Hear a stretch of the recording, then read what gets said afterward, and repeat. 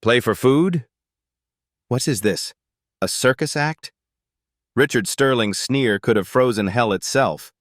The homeless black girl hunched over the battered piano looked up, her torn gloves barely covering trembling fingers. Sterling nudged his wife, Miranda, both of them staring at Isabella Washington like she was a zoo exhibit. Look at this one, honey. She thinks she's a musician. Around Grand Central Terminal, commuters began forming a circle. Sterling pulled out his phone, thumb hovering over the record. Tell you what, street girl, he continued, dropping a crumpled dollar at her feet. I'm feeling generous today. There's a real piano at the hotel across the street. Steinway Grand, $50,000. Isabella's cardboard sign read, "Help a music student." Her coin cup held loose change and a few bills. If you can actually play something worth listening to, I'll make it worth your while. Sterling's finger hit record. But when you embarrass yourself, don't say I didn't warn you. Have you ever been challenged to prove your worth just to survive? Isabella Washington wasn't always the girl people crossed the street to avoid. 2 years ago, she wore black concert dresses and performed at Carnegie Hall as a student showcase. Her hands, now cracked and stained, once flew across ivory keys in perfect precision. The same fingers that Sterling had just mocked were trained at Manhattan School of Music on a full scholarship, the pride of her working-class family. The fall began with a phone call at 2 a.m. during her junior year. "Baby, it's Mama." Her mother's voice trembled through the phone. "The doctors found something. Stage 4 pancreatic cancer." The words hit Isabella like a freight train. Treatment would cost over $200,000. Their insurance company, Safeguard Health, took one look at her mother's file and stamped it with those soul-crushing words. Pre-existing condition, claim denied. Isabella's father, Marcus, worked double shifts at the Ford plant, his hands permanently stained with motor oil.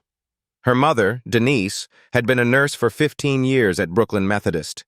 They'd saved every penny for Isabella's future, believing their daughter would lift the family into a better life. The choice came down to Isabella's dreams or her mother's life. She dropped out 3 days later. What followed was a blur of medical appointments, insurance appeals, and desperation. Isabella worked 3 jobs, waitressing at a diner from 6 a.m. to 2 p.m., cleaning offices from 3 p.m. to 8 p.m., and walking dogs until midnight. Every dollar went to treatments that bought time but not hope. The family sold everything. Their modest house in Queens, paid off after 20 years of mortgage payments, went on the market. Marcus cashed out his retirement fund, taking the tax penalties. Isabella sold her grandmother's pearl necklace, the one she'd planned to wear at her wedding someday. They borrowed against credit cards, took payday loans, accepted charity from their church. Isabella watched her father age 10 years in 6 months, his shoulders bending under the weight of watching his wife waste away while their financial world crumbled. Then Marcus had the stroke, the stress, the sleepless nights, the constant worry. His body simply gave up. Isabella found him collapsed in the hospital waiting room, still clutching the latest medical bill. The man who'd worked every day since he was 16 couldn't even remember his daughter's name when she held his hand in the ICU. For 18 months, Isabella fought a war on 2 fronts. Days spent caring for her dying mother, nights sitting beside her father as he struggled to relearn basic words. She slept in hospital chairs, lived on vending machine food, and slowly watched herself disappear. Her mother died on a Tuesday morning in February, holding Isabella's hand and whispering, "Don't let them make you small, baby girl. Your gift isn't yours to hide." The funeral cost $12,000 they didn't have. When the bills came due, the banks showed no mercy. The house was foreclosed. Marcus, broken by grief and brain damage, couldn't work again. Social services placed him in a state facility for long-term care, where he stared at windows and didn't recognize visitors. At 26, Isabella owned nothing but the clothes on her back and her mother's wedding ring, a thin gold band she refused to sell no matter how hungry she got. The first night on the streets, She cried until her chest ached. By the third week, tears felt like a luxury she couldn't afford.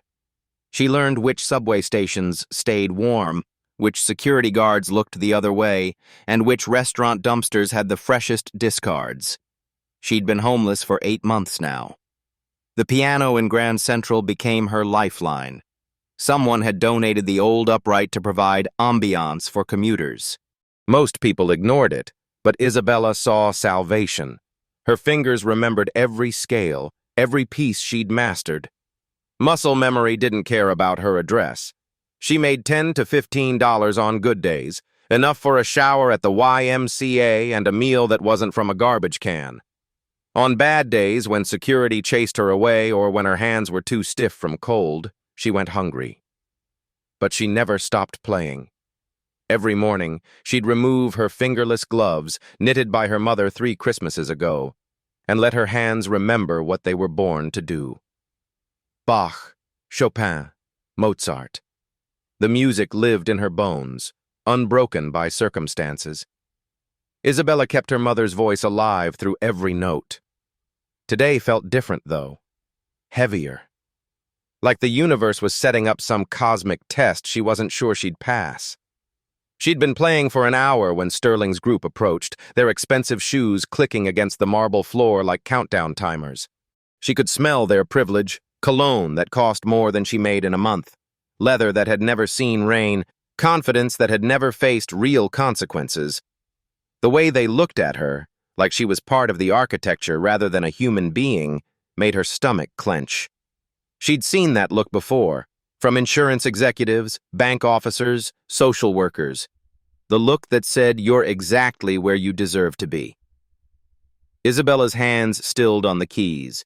Her cardboard sign leaned against the piano bench, edges softened from frequent handling. The words, "Help a music student," felt increasingly like a lie. What kind of student was she now? What school would take someone who smelled like subway tunnels and hadn't had a permanent address in 8 months? But when her fingers touched the keys again, something magical happened. For just a moment, she wasn't homeless Isabella begging for change. She was the girl who'd once made her parents cry with joy at her first recital. She was the scholarship recipient who'd dreamed of Lincoln Center debuts and international tours. Music didn't care about her circumstances. It only cared about the truth. The tourists photographing the information board moved on. The businessman checking his phone hurried past, but Sterling's group stayed, circling like sharks who'd caught the scent of blood. Isabella kept playing, her mother's wedding ring catching what little light filtered through the terminal's windows. The thin gold band was all she had left of the life she'd lost, but it reminded her of something crucial. She was still Denise Washington's daughter, still the girl who'd earned a full ride to one of the world's most prestigious music schools. Still the artist her mother had died believing in. The music floating from her fingertips said what her voice couldn't. I'm still here. I'm still worthy. I still matter. Sterling stepped closer, his shadow falling across the piano keys like a warning. Richard Sterling III had never worked a day in his life, and it showed in everything he touched. His great-grandfather built the Sterling fortune in railroad steel. His grandfather expanded it through Manhattan real estate. His father had multiplied it through strategic mergers and political connections. Richard's contribution to the family legacy was spending it with the refined efficiency of someone born to power. At 45, he stood 6'2" in handmade Italian shoes that cost more than most people's monthly rent. His silver hair was perfectly styled, his teeth professionally whitened, his skin pampered by treatments available only to Manhattan's elite. The Rolex on his wrist could buy a house. The suit on his back could fund a college education. But it was his eyes that revealed his true nature. Cold, calculating, and completely convinced of his own superiority. Sterling served on the boards of 5 cultural institutions, not out of love for the arts, but because philanthropy was the family business. Tax write-offs disguised as generosity. Photo opportunities masquerading as compassion. The Sterling name appeared on plaques throughout the city, each one a monument to money rather than genuine care. His wife Miranda clung to his arm like an expensive accessory, which was essentially what she was. 20 years younger, surgically enhanced, and intellectually vacant, she provided the trophy wife image his social circle demanded. Her job was to look beautiful, spend appropriately, and never have an opinion that contradicted his. "Richard, darling," Miranda whispered as they approached Isabella's piano, "isn't this rather sad?" She spoke like poverty was a communicable disease she might catch through proximity. Sterling's entourage formed behind them: investment banker James Morrison, real estate developer Patricia Blackwood, and attorney David Carter. They moved as a unit, their collective net worth approaching $500 million. They were the people who decided which artists received grants, which musicians got opportunities, which dreams lived or died. They were also the people who'd never struggled for anything in their lives. Sterling had been in a particularly vindictive mood since the morning's board meeting. The Manhattan Arts Foundation, which he chaired, had been pressured to increase funding for community outreach programs. Translation: they wanted him to give money to street musicians, homeless artists, and other people he considered beneath notice. "Throwing money at mediocrity," he'd complained to the board.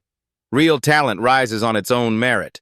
Everything else is just charity case sob stories." Now, watching Isabella hunched over the battered piano, he saw the perfect opportunity to prove his point. "Look at this," he murmured to his group, loud enough for Isabella to hear. "Street performance at its finest." Morrison chuckled, adjusting his gold cufflinks. "I thought they banned panhandling in the terminal." "Technically, she's not panhandling," Patricia observed with clinical detachment. "She's providing a service." Poorly, but still. Sterling pulled out his phone, a latest model device that cost more than Isabella made in 3 months. His thumb hovered over the camera app as a cruel idea crystallized in his mind. "You know what this city needs," he announced, his voice carrying the authority of someone accustomed to being heard. "A reality check about what passes for talent these days." Isabella's hands faltered on the keys. She looked up, meeting Sterling's gaze for the first time. Her eyes held a combination of wariness and dignity that irritated him. She should be grateful for his attention, not looking at him like an equal. "Please," Isabella said quietly. "I'm just trying to make enough for—" "For what?" Sterling interrupted, stepping closer. "Your next fix? Your next bottle? Let me guess. You're a music student who just needs a few more dollars to get back on your feet?" The cruelty in his voice made several passing commuters slow down, sensing drama about to unfold. Sterling noticed the gathering audience and felt energized. Nothing thrilled him more than a captive crowd watching him demonstrate his superiority. Miranda giggled behind her manicured fingers. "Richard, you're terrible." But her tone suggested she found his behavior entertaining rather than appalling. Sterling began recording, his phone aimed at Isabella like a weapon. "Tell you what, street musician," he said, his voice carrying the mock generosity of someone about to pull away a chair someone was trying to sit in. "I'm feeling charitable today." He gestured toward this magnificent hotel visible through the terminal's windows, its crystal chandeliers glinting like stars in the distance. "There's a real piano over there. Steinway grand. Worth more than you'll see in a lifetime." His smile was sharp enough to cut glass. "Charity gala, real musicians, real money." Isabella's grip tightened on her mother's wedding ring, the thin gold band catching the light. "If you think you can actually play," Sterling continued, "prove it where it matters. In front of people who understand quality." The circle of onlookers grew larger, phones emerging from pockets like flowers blooming toward sunlight. Sterling fed off their attention, his voice growing stronger and more commanding. "Unless, of course, you prefer your little corner here," he sneered, "playing for food like a trained animal." The words hit Isabella like physical blows, but she held his gaze steady. That's when Sterling knew he had her exactly where he wanted her. The crowd sensed blood in the water. What started as a handful of curious commuters had grown into a semicircle of 30 people, phones already recording. The evening rush hour provided perfect timing. Hundreds of potential witnesses streaming through Grand Central, many slowing their pace when they spotted the confrontation brewing near the piano. Sterling fed off the attention like oxygen. He positioned himself directly in front of Isabella, his expensive shoes planted wide in a power stance that screamed dominance. His phone remained trained on her face, capturing every flicker of emotion for his growing audience.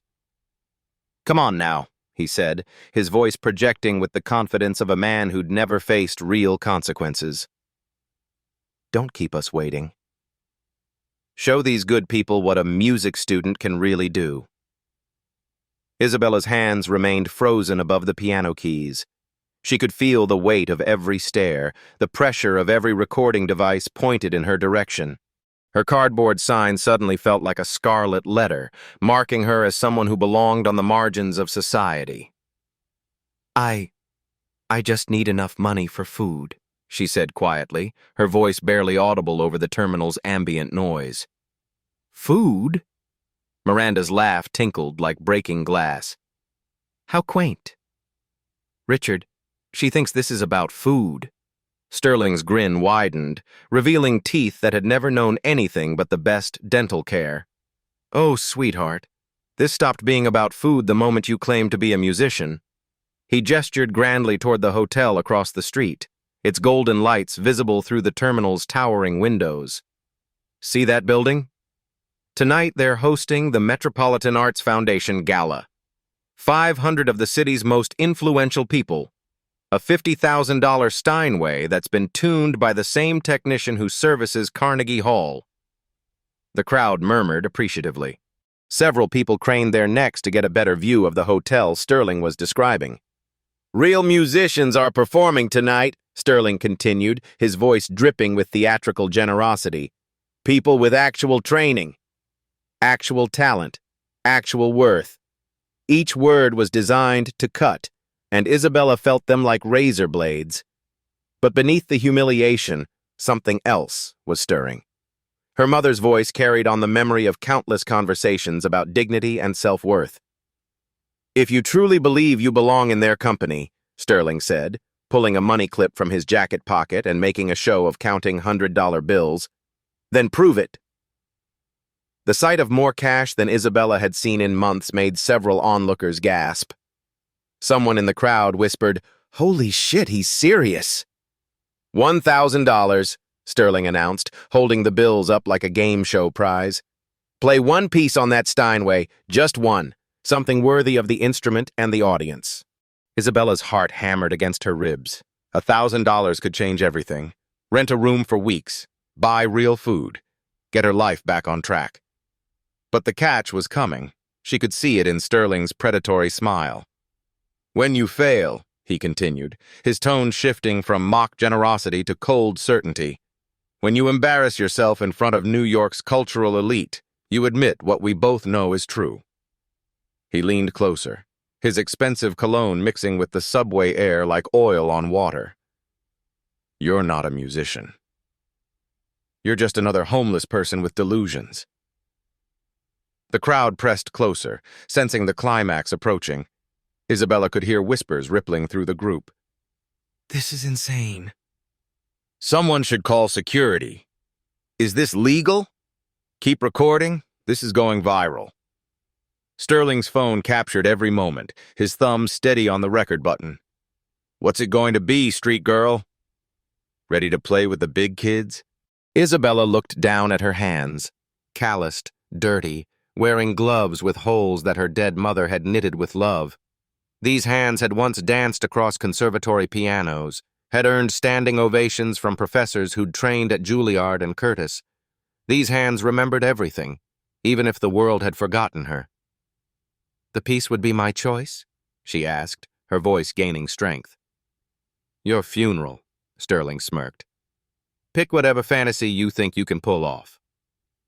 Isabella stood slowly, her joints stiff from sitting on the hard piano bench. Around her, the crowd held its collective breath. Phones adjusted angles to capture her full form, the torn sweater, the worn jeans, the sneakers held together with duct tape. She looked Sterling directly in the eye, seeing her own reflection in his cold pupils.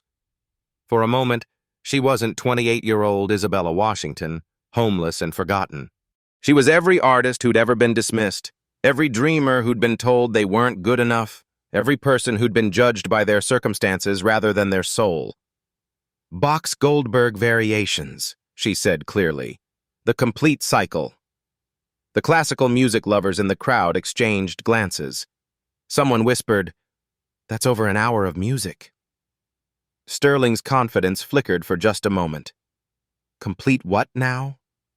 30 variations on a single theme, Isabella explained, her teacher's voice emerging from somewhere deep inside. One of the most technically demanding pieces in the classical repertoire. She gathered her few possessions, the cardboard sign, the empty coin cup, her mother's memory wrapped in determination. "Lead the way, Mr. Sterling. Let's see what your Steinway can do." The walk across the street felt like crossing into another universe. Isabella's worn sneakers squeaked against the marble lobby of the Grand Meridian Hotel, each step echoing in the cathedral-like space. Crystal chandeliers hung overhead like frozen fireworks, casting rainbow prisms across walls lined with original artwork worth more than entire neighborhoods. The contrast was devastating. Her reflection in the polished surfaces showed exactly what she was. A homeless woman in clothes that hadn't seen a washing machine in weeks, surrounded by luxury that existed in a different dimension from her reality. The hotel staff's eyes followed her movement with the practiced concern of people trained to spot threats to their clientele's comfort. Sterling strode ahead like a conquering general, his entourage trailing behind in perfect formation. "She's with me," he announced to the security guard whose hand had been drifting toward his radio. "Special entertainment for tonight's gala." The word entertainment hit Isabella like a slap, but she kept walking. Through the lobby's floor-to-ceiling windows, she could see the gala in full swing. Women in evening gowns that cost more than cars glided across a ballroom floor, while men in custom tuxedos discussed deals worth millions. The Steinway sat on a raised platform in the center, gleaming under spotlights like a black diamond.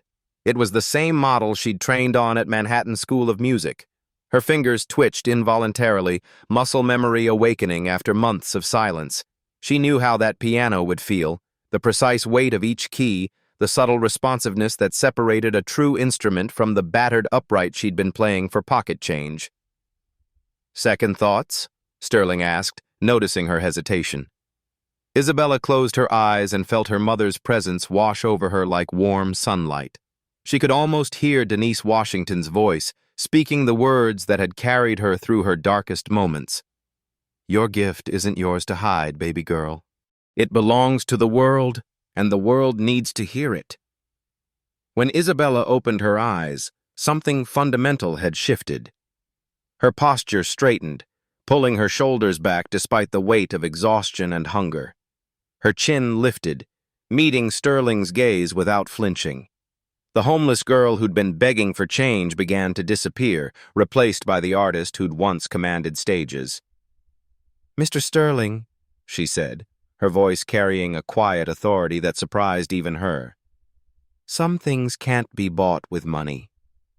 Some things can't be measured by circumstance.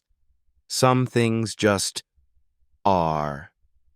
She looked through the ballroom windows at the piano waiting in its pool of light. "Tonight, you're going to learn the difference between having wealth and possessing worth." Sterling's smirk faltered for the first time since this began. Isabella Washington walked toward the ballroom doors, no longer following him but leading her own way to the confrontation that would define everything. The girl who played for food was about to become the woman who played for her soul. The ballroom fell silent the moment Isabella walked in. 500 of Manhattan's elite turned as one, their conversations dying mid-sentence. Designer gowns rustled like autumn leaves as necks craned for a better view. The woman approaching the Steinway looked like she'd wandered in from another century or another tax bracket entirely. Isabella felt their stares like physical weight, each gaze cataloging her torn sweater, her worn jeans, her sneakers held together with duct tape. Whispers rippled through the crowd like water disturbed by a stone. Who is that? How did she get in here? Is this some kind of performance art? Sterling bounded onto the stage with the showmanship of a carnival barker, his arms spread wide to embrace his captive audience. Ladies and gentlemen, please welcome tonight's special entertainment. His voice boomed through the sound system, amplified by microphones worth more than most people's cars. This young lady believes she's a classical pianist. She's offered to demonstrate her talents on our beautiful Steinway. Nervous laughter scattered through the crowd. Someone in the back called out, "This should be interesting." Isabella stepped onto the platform, her legs trembling not from fear but from the strange electricity that comes when destiny arrives wearing work clothes. The piano bench seemed impossibly far away, like the final mile of a marathon she'd been running her entire life. She sat down and immediately felt home. The bench height was perfect. The pedals fell naturally under her feet.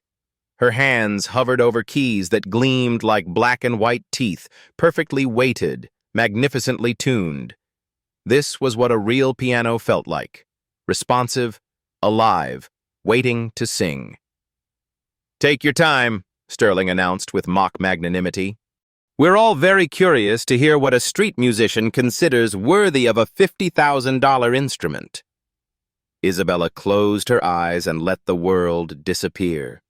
In the darkness behind her eyelids, she found her mother's face. Denise Washington smiled back at her, young and healthy and proud, wearing the blue dress she'd been buried in. "Show them, baby girl. Show them who you really are." Isabella's hands found the keys. The opening notes of Bach's Goldberg variations floated into the air like dandelion seeds on a summer breeze. The aria, 32 measures of pure mathematical beauty, melody intertwined with harmony in patterns that had survived 3 centuries because they spoke directly to the human soul. Her fingers were stiff from cold, uncertain from months without practice. The first few measures wavered slightly, like a voice finding its pitch after a long silence. In the audience, Sterling's grin widened. Several people shifted uncomfortably, already reaching for their phones to record what they assumed would be a spectacular failure. But Isabella's hands remembered. Muscle memory, etched into her nervous system through 10,000 hours of practice, began to assert itself. Her fingers warmed, loosened, and found their natural positions. The melody steadied, gained confidence, and began to soar. By measure 16, the whispers had stopped. The aria concluded with a delicate trill that hung in the air like incense. Isabella paused for exactly 1 beat, the traditional space between the theme and its first variation, then launched into variation 1. This was where technical skill separated musicians from mere key pressers. Bach had written 30 variations of increasing complexity, each one a mathematical puzzle wrapped in gorgeous melody. Isabella's fingers began to dance. Variation 1 flowed into variation 2, then 3, each one more intricate than the last. Her right hand carried melodies that sparkled like scattered diamonds, while her left provided bass lines that anchored the harmony to earth. The notes tumbled over each other in cascading runs that should have been impossible for human fingers to execute. But Isabella had practiced these pieces until they lived in her bones. The crowd was no longer watching a homeless woman embarrass herself. They were witnessing something rare and precious, true artistry unleashed. Several people in the front rows leaned forward, straining to see how her fingers moved so quickly yet so precisely.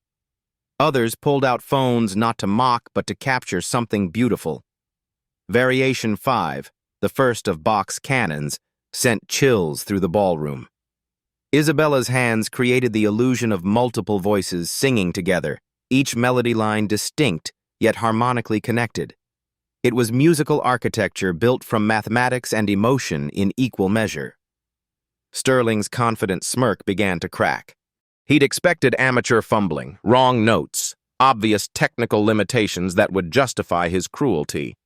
Instead, he was hearing graduate-level performances that belonged on any concert stage in the world. His phone, still recording, captured his own growing discomfort rather than Isabella's failure. Variation 10 arrived like a thunderclap. Bach had marked it Fuguetta, a little fugue that required the pianist to juggle multiple melodic themes simultaneously. Isabella's hands flew across the keyboard, her left hand stating the main theme while her right answered in a different key, then both hands working together to weave the themes into intricate patterns that seemed impossible until they happened. The audience was transfixed. Conversations had died completely. Even the servers stopped moving, frozen by music that demanded absolute attention. Dr. Catherine Carter, Professor Emeritus at Juilliard and tonight's guest of honor, pushed through the crowd toward the front. She'd spent 40 years training the world's finest pianists, and she recognized mastery when she heard it. Her eyes were wide with disbelief. "My God," she whispered to her companion. Where did she study? Variation 15, the Andante in G minor, arrived like a prayer offered in a cathedral. This was the emotional heart of the entire work, marked by Bach himself as a moment of profound reflection.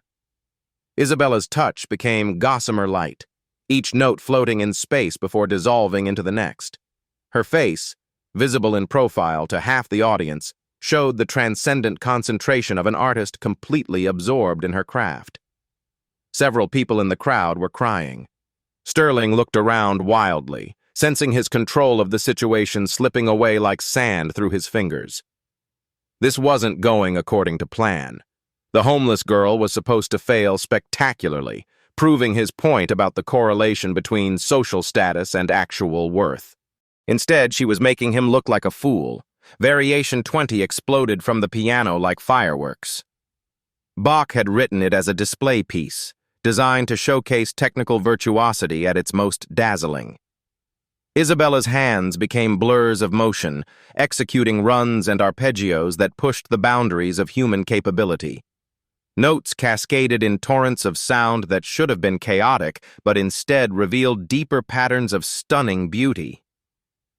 The crowd erupted in spontaneous applause before catching themselves.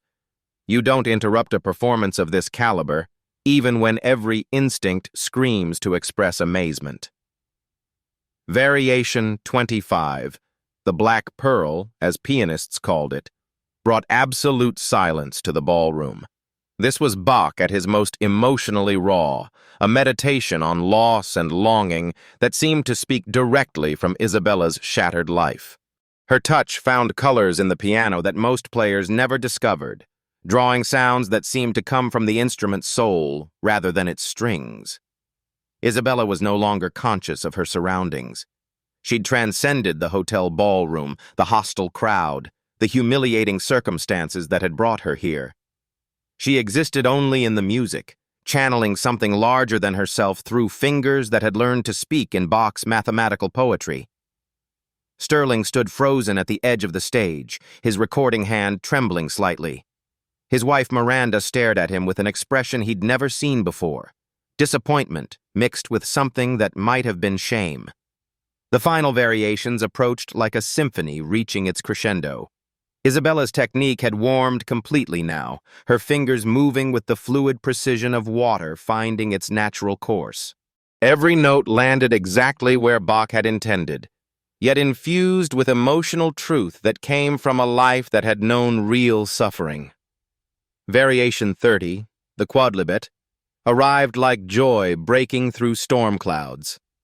Bach had written it as a celebration, weaving popular songs of his era into the mathematical structure with playful genius. Isabella's performance sparkled with wit and warmth, her touch light as butterfly wings yet commanding as thunder. Then came the return of the aria, the same 32 measures that had opened the work, but transformed by the journey they'd taken together.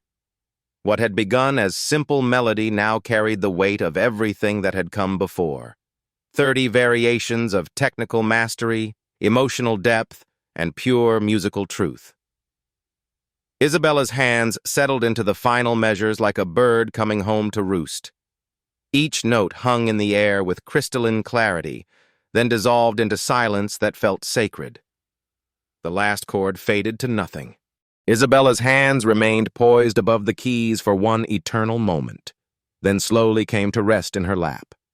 She opened her eyes and returned to the world, seeing 500 faces staring back at her in absolute thunderstruck silence.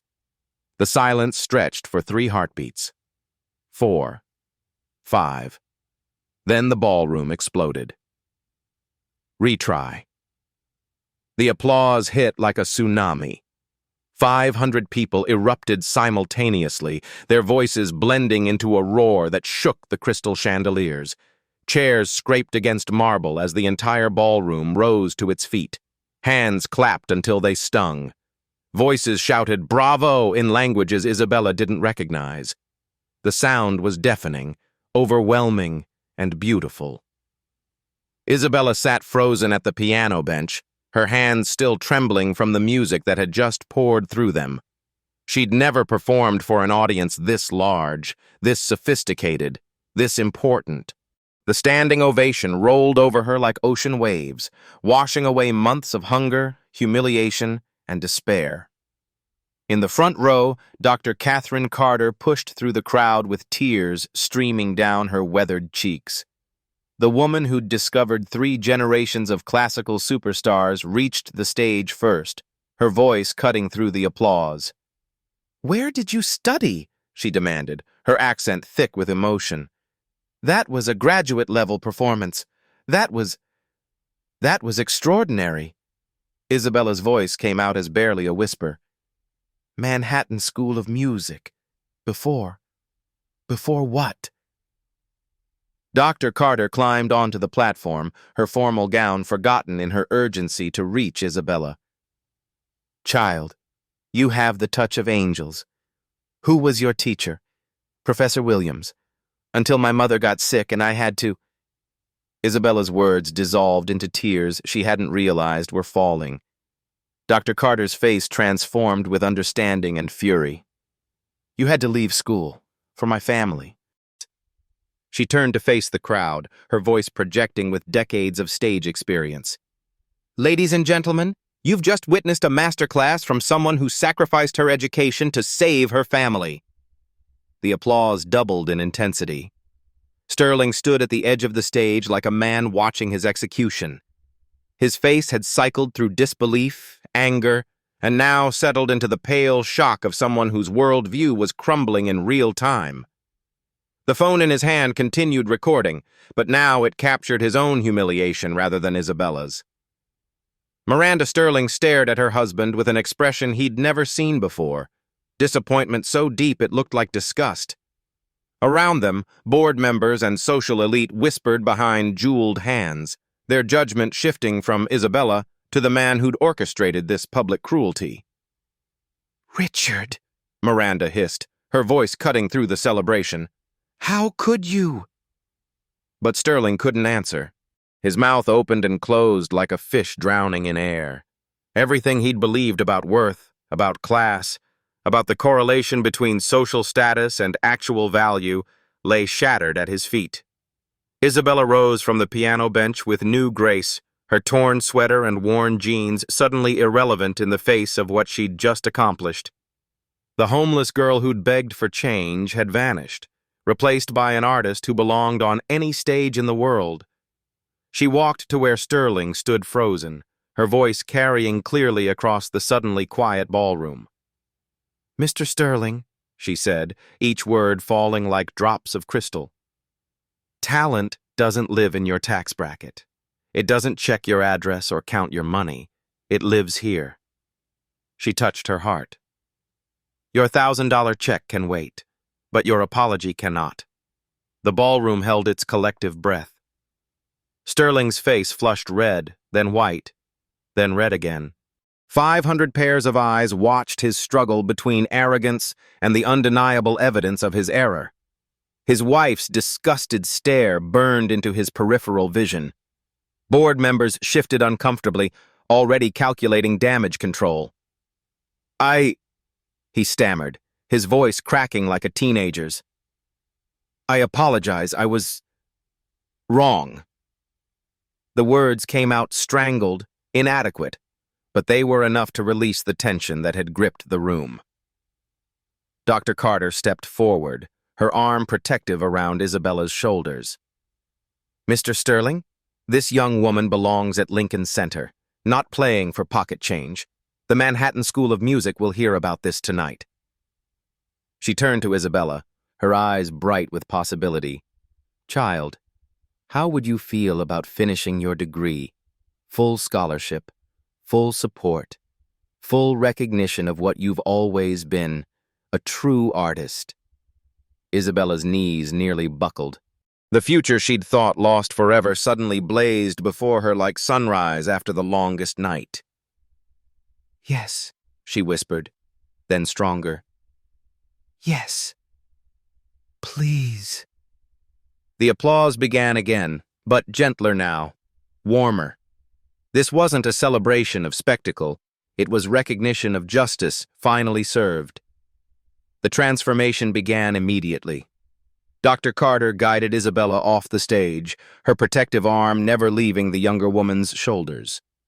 Around them, the gala's energy had completely shifted.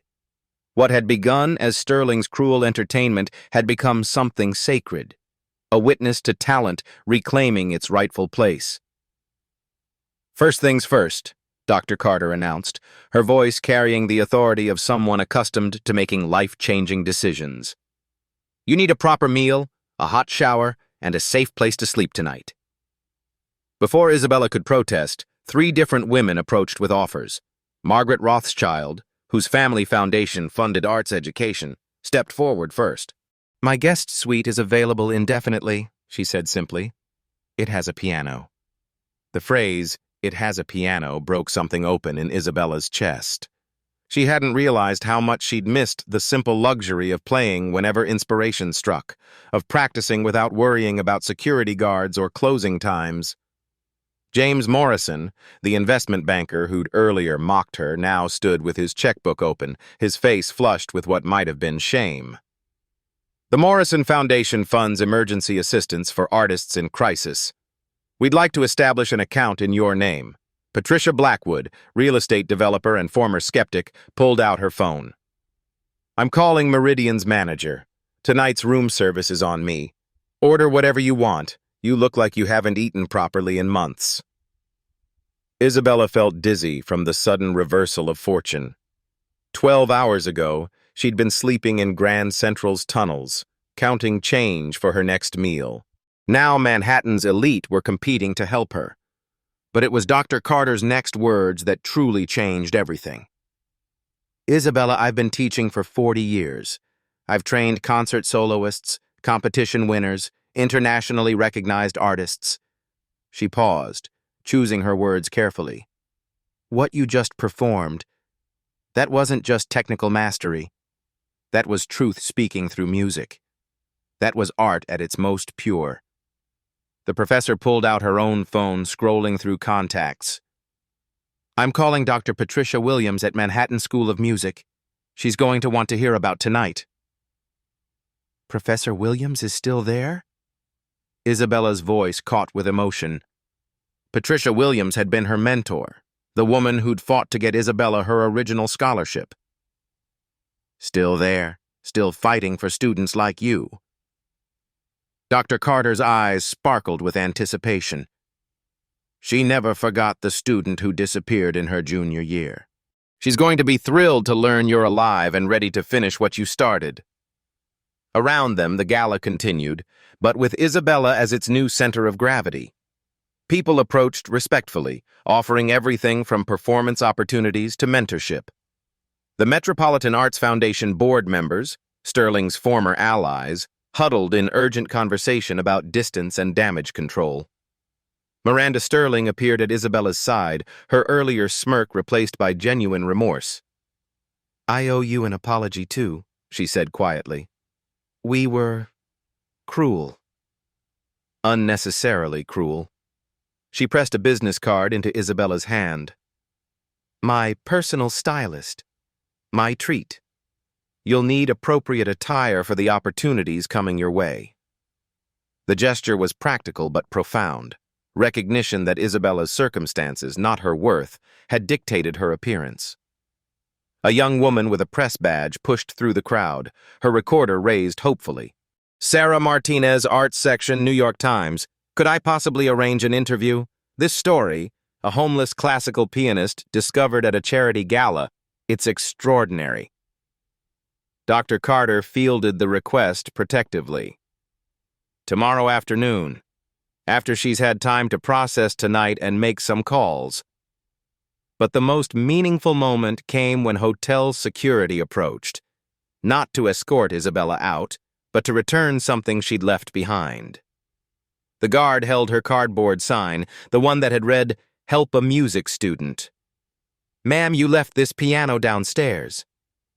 Isabella took the battered piece of cardboard, studying the words she'd written in desperate hope so many mornings ago. Help a music student. The universe had listened after all, just not in any way she could have imagined. She looked around at the faces surrounding her. Dr. Carter with her fierce protective energy, Margaret Rothschild already planning practical support, even Miranda Sterling offering genuine assistance. These weren't the same people who'd ignored her when she was begging for change. Money hadn't transformed them. Witnessing authentic talent had reminded them of something they'd forgotten. "Professor Carter," Isabella said, her voice growing stronger with each word, "when can I start classes again?" "Monday, if you want. We'll arrange everything. Transcripts, financial aid, housing. The only question is whether you're ready to work harder than you've ever worked in your life." Isabella thought of her mother's wedding ring on her finger, the weight of dreams deferred but not destroyed. She thought of the music that had lived in her hands even when she had nowhere to lay her head. "I've been ready for 2 years," she said simply. Dr. Carter smiled at the smile of a teacher who'd just found her next protege. "Then welcome back to your life, Isabella Washington. The real one starts now." Across the ballroom, Sterling retreated with his remaining dignity, his empire of easy superiority shattered by 32 bars of Bach and a woman who'd refused to stay invisible. Justice had arrived wearing fingerless gloves and carrying nothing but truth. 6 months later, Isabella Washington walked onto the stage at Lincoln Center wearing her mother's wedding ring and a midnight blue gown that caught the spotlight like starlight. The program listed her as Isabella Washington Manhattan School of Music Senior Recital. No mention of homelessness, no reference to charity cases or second chances, just her name, her school, and her art. In the third row, Dr. Carter dabbed tears from her eyes.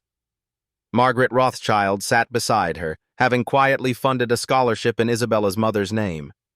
Even Miranda Sterling had come, her husband notably absent. Their divorce had been finalized 3 weeks ago. But the front row seat remained empty by choice. Isabella had placed a single white rose there, a symbol for the woman who'd taught her that gifts aren't meant to be hidden.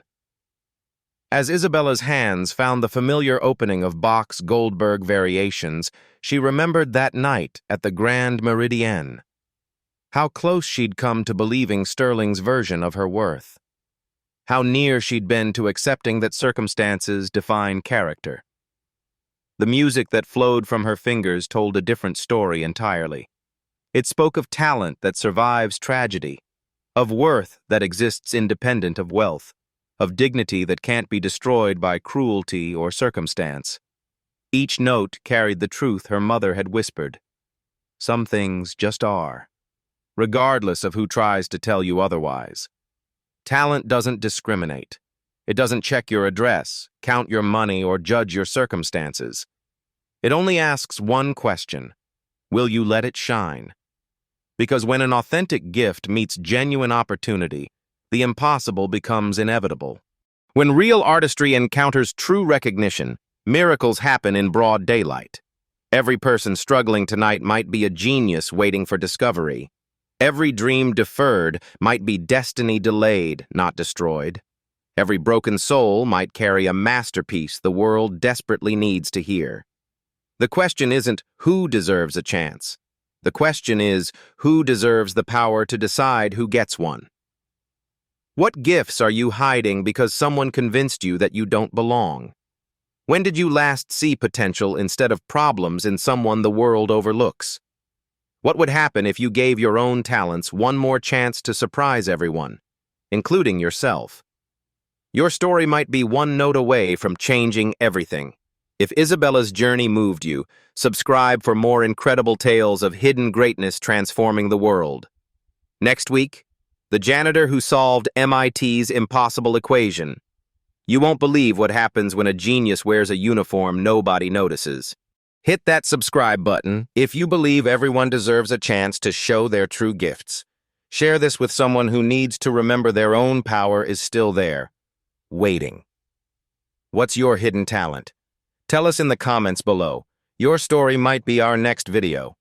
Because in a world obsessed with appearances, we're here to reveal what really matters, the unstoppable power of human potential, hiding in plain sight, ready to change everything, one note at a time.